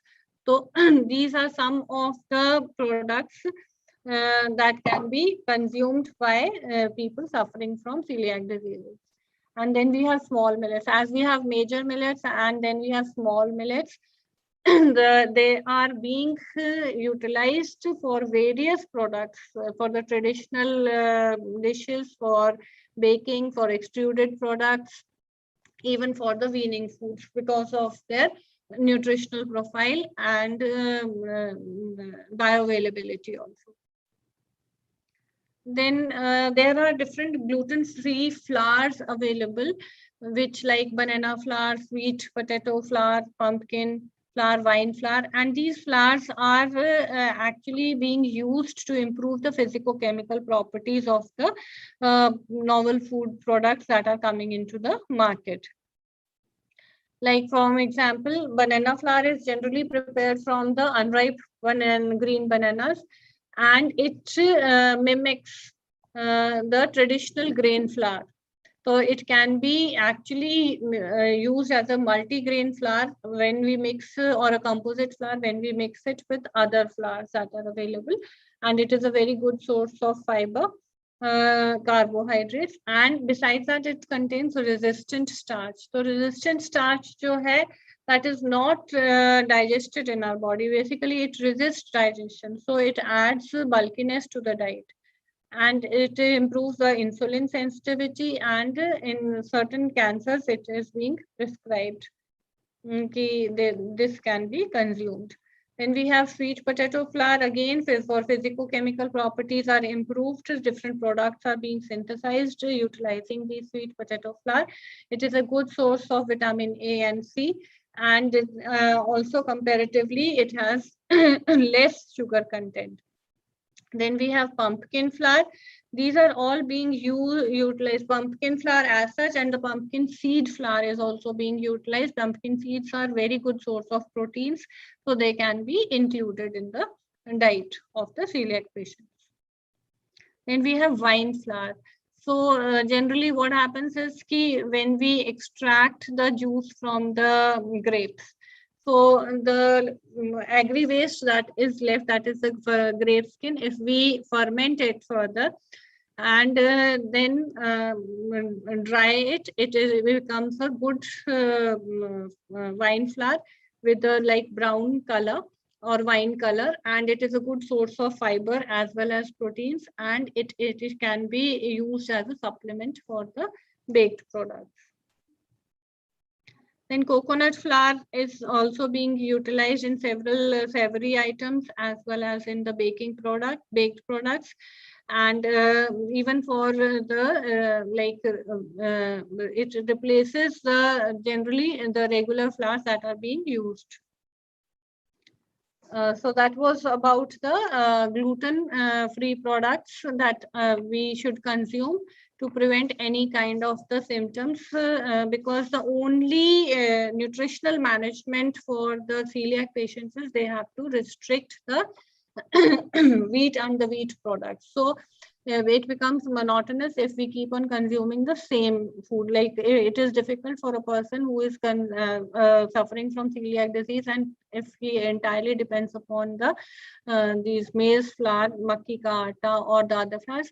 So everybody wants different substitutes, and it should be cost effective. So whatever products I have discussed, they basically provide all the micronutrients along with the other nutrients and are basically devoid of the gluten. So it can help the patient to include variety in their products. Then coming on to the vegan foods, we have basically generally there are different kinds of diets or the people available consuming different foods. The concept of vegan foods came into being like recently in a maybe decade or so, if we go back. Otherwise, vegetarian foods were there. So why this veganism had come? Because of the practice of avoiding the consumption of the animal products. And then only abstaining from eating these animal products, basically. Then we have dietary vegans. They are usually referred to as the strict vegetarian. So basically we avoid all the foods that are of the animal origin. The person is called as vegan, but then there are several problems associated with veganism, because our body also needs the micronutrients, the protein content, which would not be sufficient if we are totally dependent on the vegan diets. So basically there is a like the difference between the vegetarian versus vegan diets is vegetarians do not consume basically the meat or poultry or fish products, like even the rennet tablets, like the curd that is being prepared in the industries. It is not through the inoculum of the curd. When we prepare curd in houses, we add some amount of curd which acts as an inoculum. So in the industries, this rennet is used.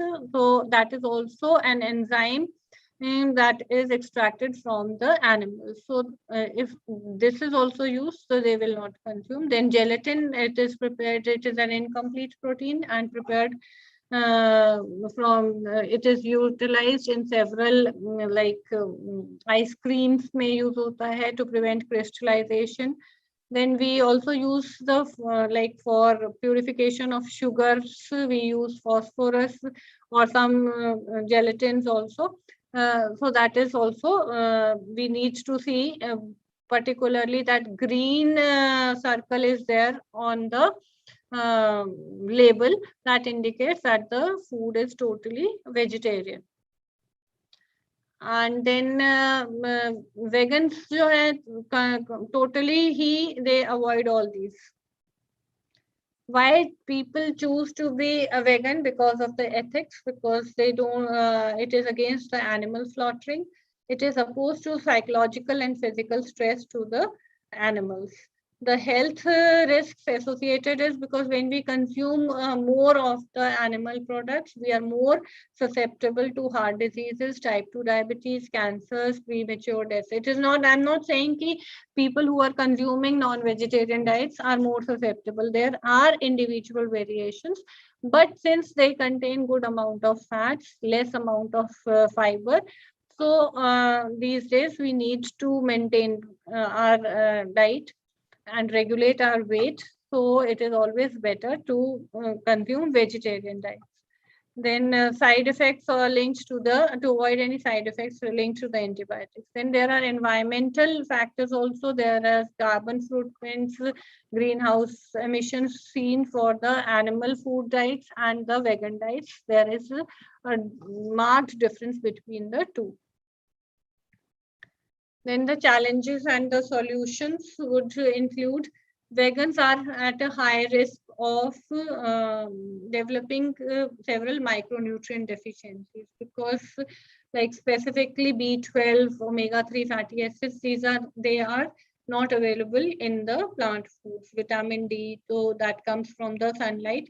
So problem arises when these are not available from the plant foods. So we need to take supplements. If we do not take the supplements, obviously we would be suffering from the micronutrient deficiencies. Then there are different sources, protein sources for the vegans. First is like we have seitan. It is a mock meat made from the wheat gluten itself. And it is the richest plant protein source containing 25 grams of proteins per 100 grams. Selenium is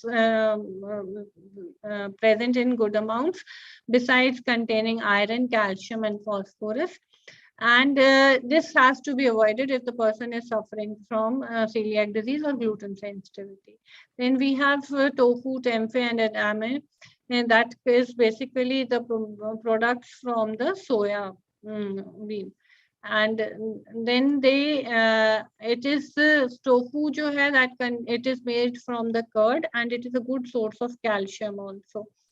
Then adame is an immature soybean with slightly and grassy taste, sweet and slightly grassy taste. And all these contain good amount of iron and calcium, as well as a good source of proteins. And then lentils, we've already discussed. They're a good source, powerhouse of the proteins. And they also contains a good amount of this antioxidants also. Then we have green peas. These are some of the proteins that are being utilized. But nowadays, what we are doing is we are preparing the isolates or the concentrates from these protein sources. So like we have green peas isolates available in the market. Then we have concentrates also, like from animal products. We used to have whey protein concentrates or whey protein isolates. Similarly, for all the protein sources, we can have isolates and concentrates. Concentrates are basically when we prepare a slurry and then we spray dry it in the form of through different these drying methods, we can get the concentrates. And isolates are basically a very good source of the polypeptides, that is whatever polypeptide part is required. We generally isolate them and then we consume it as the isolates of that particular substrate. So it's a very good source of iron, magnesium, phosphorus, and other minerals and vitamins. Then we have spirulina. Spirulina is a blue-green algae. It is a nutritional powerhouse. It's generally that green color algae that grows in the stagnant water or the ponds, that is called as a spirulina. And it is a very, very good source of proteins. And like 22% of the daily RDA or the requirements are met, can be met for iron and thiamine. Even 42% of the copper needs can be met just with the 2 tablespoons of spirulina. It also contains phycocyanin, which is a very good or powerful antioxidant and has an anti-inflammatory or anti-cancer properties also. Then we have amaranth and quinoa. These are also called as the pseudo cereals. They are very good source of proteins. They are very good source of minerals and vitamins.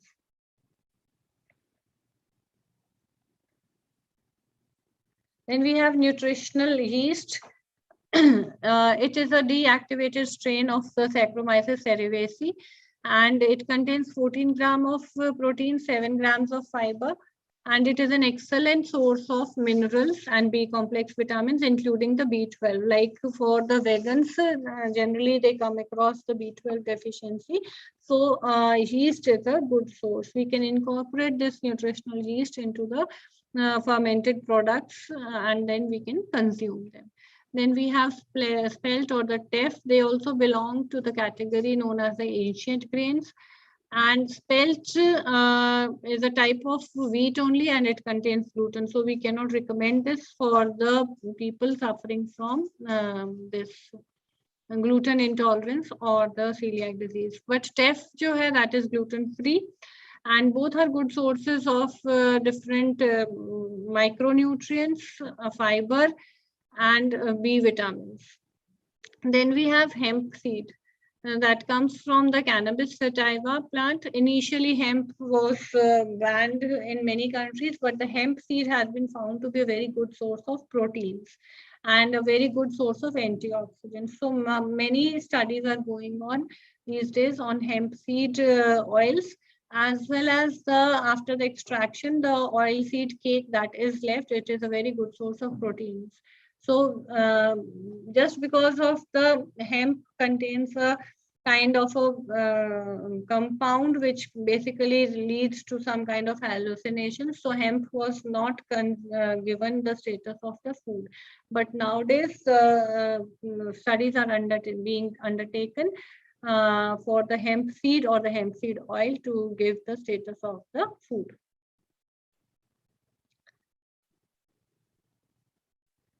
Then we have wild rice. It is 1.5 times higher protein content than the normal rice varieties. and it shows like 240 ml cup of 240 grams or 240 ml of the rice when consumed. It will provide 7 grams of proteins besides giving the fiber content and a very good source of the minerals and B vitamins. Then we have nuts and oil seeds. Again, they contain good amount of proteins, vitamins and antioxidants. Then we have protein-rich fruits and vegetables. Generally, fruits and vegetables are lacking in protein content, but some of the like these vegetables and fruits, they contain the protein content may be less, but it would be in the more bioavailable form. Then we have soya milk. This is a known fact that soya and soya products are very good sources of proteins. Then we have oatmeals. Oats are again very good sources of fiber, contains more or less many minerals. Then we have chia seeds. Again, this comes from the Salvia hispanic plant, and 6 grams of this proteins to 13 grams of fiber jo hai, per teaspoon can be is available from the chia seeds. So basically, to sum up, the gluten jo hai, that is present in the wheat and wheat products. So we need to restrict the intake of the wheat and wheat products. Gluten-free diet is the only measure to prevent the celiac disease. So what we need to do is only to restrict the intake. So that is the only method by which the disease can be reversed to nahi hoga, but the progression of the disease can be prevented to further extent. Then millets are a very good source of fiber, protein, and it can actually be a substitute for the gluten or the wheat products. Vegans completely avoid the animals or the animal derived products. So supplementation of the micronutrients and the protein is very, very important for the vegans. And then we have different millets, soya-based products, and the products that we have discussed in detail. They can be used as a substitute or the alternatives for the vegan foods. Milk can be replaced by the soya-derived milk. Seitan is a meat analog for the vegans. So a good amount of fruits and vegetables, if consumed along with these substitutes, can actually prevent the micronutrient deficiencies that are generally accompanied for the vegans. That was all. So any questions?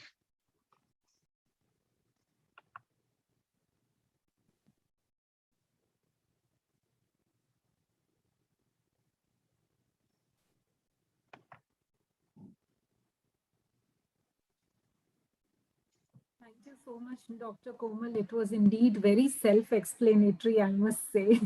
We learned a lot today, and we actually got specific knowledge about these two products, because sometimes less or no knowledge can be very, very destructive too. Thank you. I would now like to open the forum for any questions to be asked. We have Dr. Komal with us.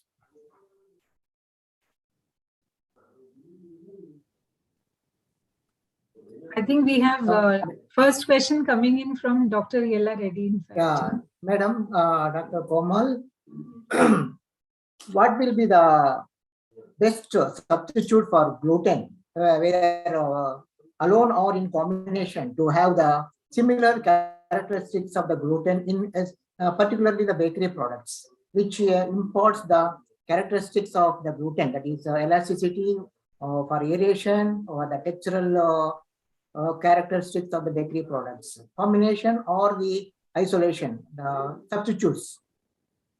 So we can use millet flours, especially the major millets and the minor millets that are, since we have taken the trials for the Kodo and Kutki, these are the minor millets. Even for with 100% of these minor millets, we had prepared the baked products, and a similar kind of consistency, the texture can be achieved from this.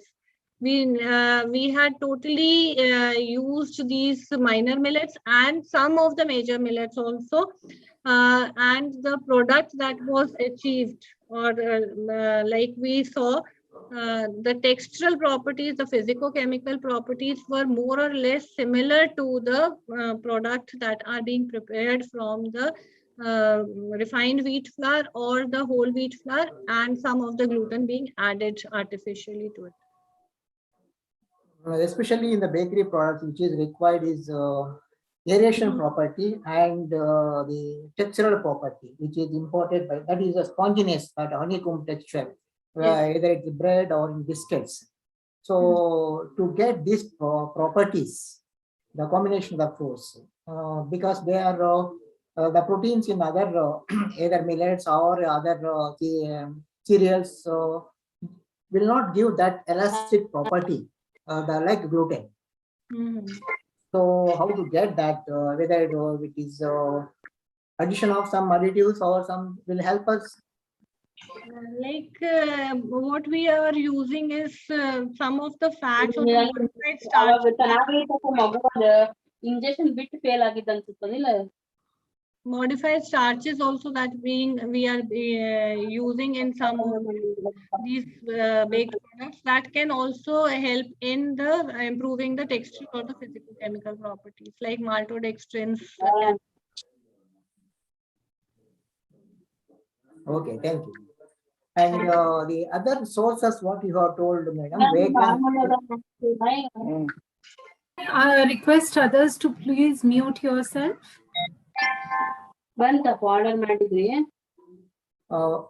Vegan sources, while telling your seminar lecture, you are using the tofu and yeast. Will these come under vegan products because they are using microorganisms?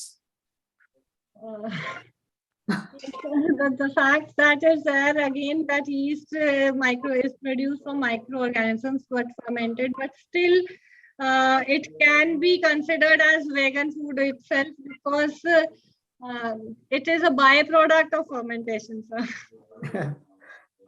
Because strictly they say that should not have any animal product or any live sources, because this contains microorganisms.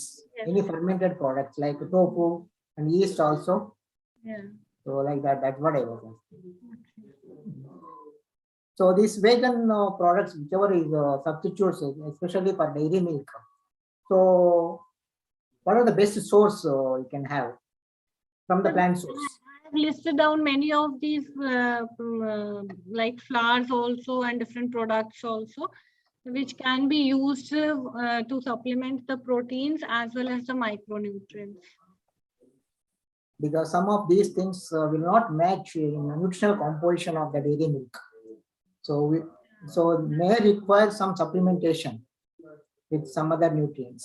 Yeah, that is a must, because generally vegans, the basic challenge that the vegans face is the protein deficiency and the micronutrients, especially the B12 and vitamin D is just common these days because we are basically restricting ourselves to the exposure to the sun. Otherwise, B12 is a major deficiency that we are coming across. So we need to actually focus the products or the like plant proteins that are providing the good source of the amino acids. Like amaranthus, I told you, it is the only plant having a good profile of essential amino acids. Generally, plant proteins are of low biological value, so we need to consume more of the plant proteins rather than animal proteins. But like amaranthus, since it provides all the essential amino acids, we can incorporate this into different food products, like into the flour also. So multigrain flours can be preferred. Thank you, madam. Thank you.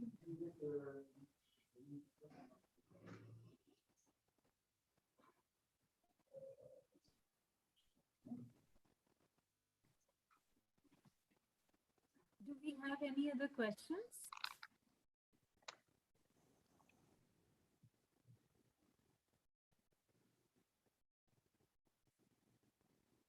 No. Over to you, Shilpa. Yes, ma'am. Yeah. I request Ms. Shalini Kaushik to speak a few words on today's occasion.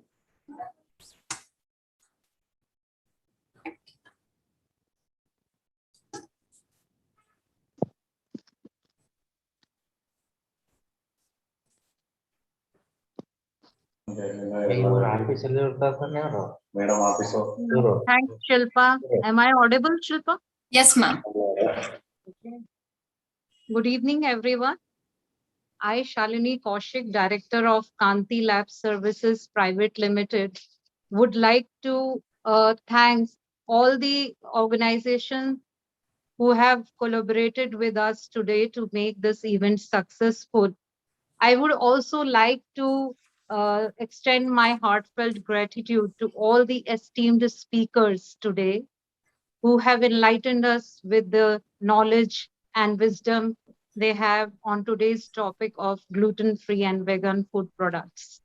Would also like to thank all the participants for their presence who have made this session really very interesting and meaningful. So my point of view is that since COVID-19 pandemic breakout, people are extremely conscious about the good quality and food products which can enhance their lifestyle and the quality of their life. And for this, people have started making lifestyle changes and the choices of the food products today. They have started seeing labels before buying anything, labels for calories, nutritional fact, allergic contents. So gluten-free and vegan products are also becoming popular because of the reason.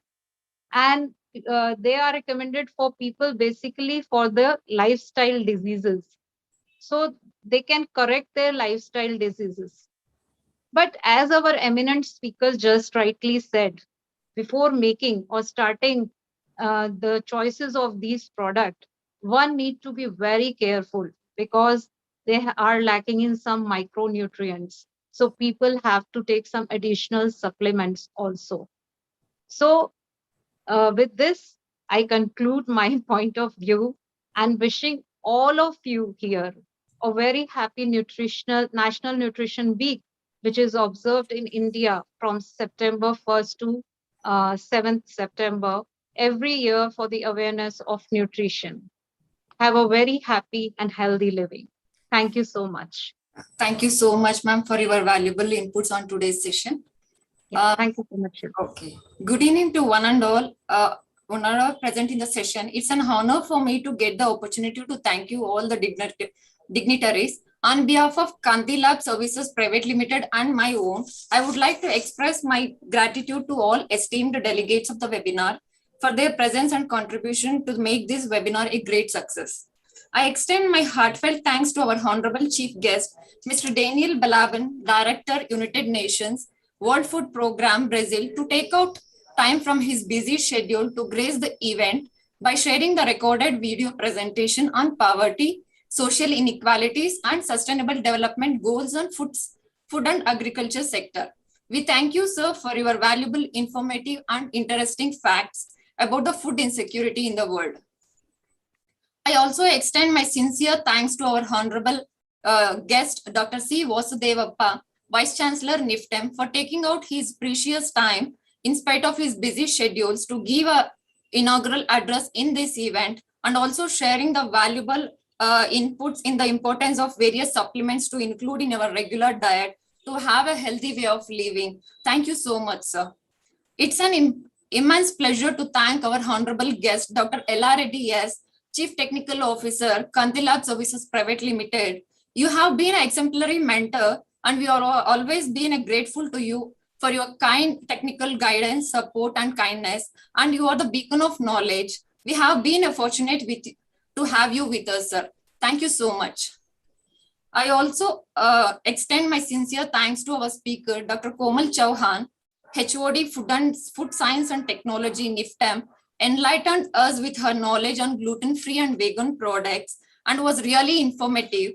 I am pretty sure that this session gives us a good knowledge on myths and facts of the gluten-free and vegan products, and differences between the vegetarian and vegan foods, and sources of vegans.